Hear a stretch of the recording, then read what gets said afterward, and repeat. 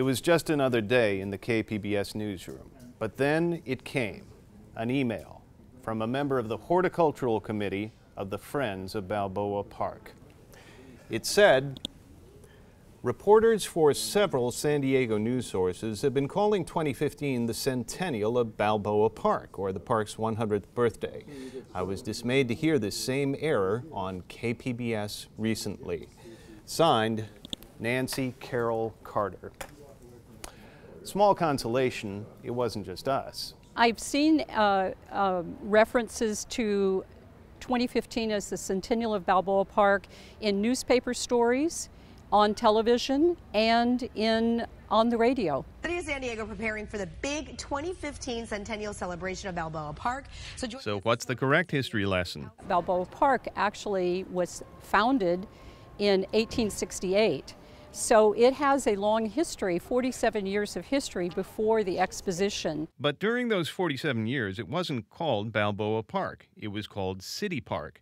It had 1,400 acres and not much else. There was an ammunition dump, a pound for stray animals. They had a pest house where they isolated people with smallpox and other diseases like that. And during a smallpox epidemic, there were maybe a dozen people there. So when did the Balboa Park we know actually begin?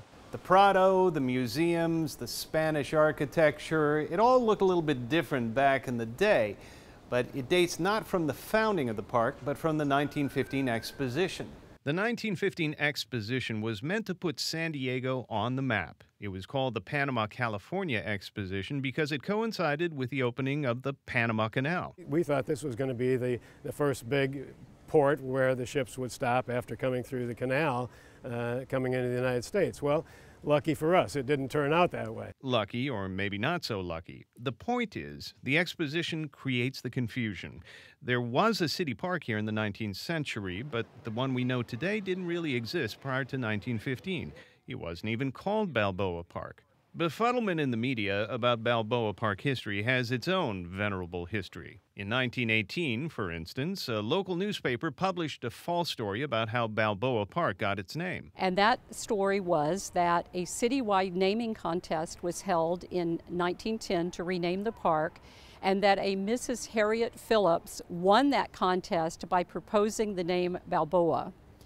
In fact, there was no citywide naming contest, and Mrs. Harriet Phillips plays no part in the real story of how Balboa Park got its name. She says the Park Commission came up with the name.